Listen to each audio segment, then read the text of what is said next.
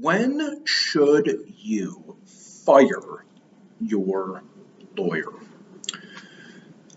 Now, let me say two things as part of sort of an intro to answering that very important question. First statement is this.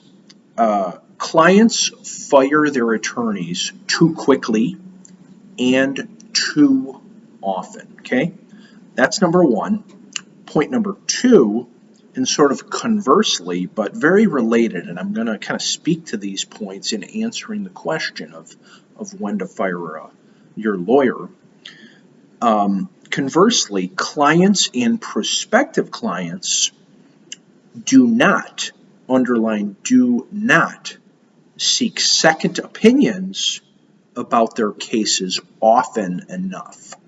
So keep those two big statements in your head kind of as you're listening to this answer about kind of when you need to think about and when to really consider firing your attorney, because both of those sort of points are really part of the answer that you need to really have in your thought process, okay?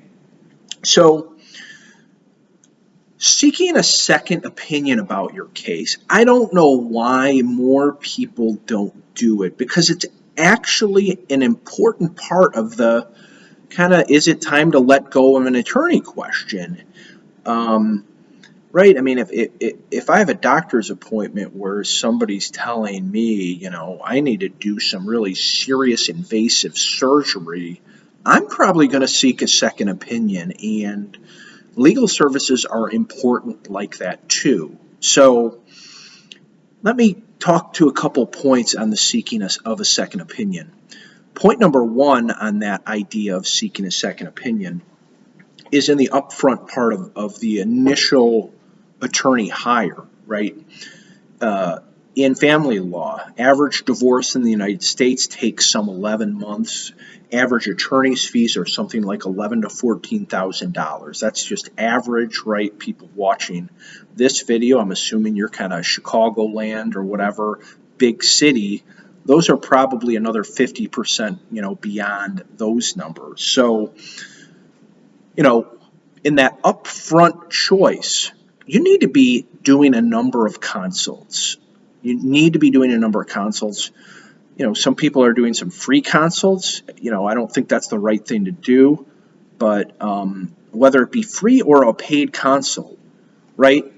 If you're paying an attorney $175 or something for a consult, like you're paying, to our firm these days, or if it's free, or if it's a full, like, billable hour, like $300 to $400 an hour, it's worth it up front in terms of getting some different perspectives before you make, right? You're making an investment of basically a year of your life and $10,000 to $15,000. You need to seek a couple viewpoints right up front on that second opinion point. Now, the second point under the idea of seeking a second opinion that I think you really should consider is when your case has gone on a while, more than 6 months, more than a year, and it kind of seems like progress isn't being made. That's another good time to have another set of eyes on your case. Now, to be very transparent, this happened to us recently. We had a client who fired us after about a year and a half. Like, we were in the case a good while. We were generally getting good results for this gentleman. We're a good law firm. Are we perfect? No, but we're a good, solid family law firm. We'd gotten this guy parenting time, and I won't go too deep into it on this FAQ, but after a year and a half, I think the progress had stalled. And he sought some second opinions, and he let us go and hired another good family law attorney. He actually hired a firm I'm close with and respect, and a couple of the attorneys that are friends of mine. So he made it. In other words, I'm recommending what he did as a good move, a good time, a year and a half into the case to seek a second opinion, just to get another set of eyes on things, right? A good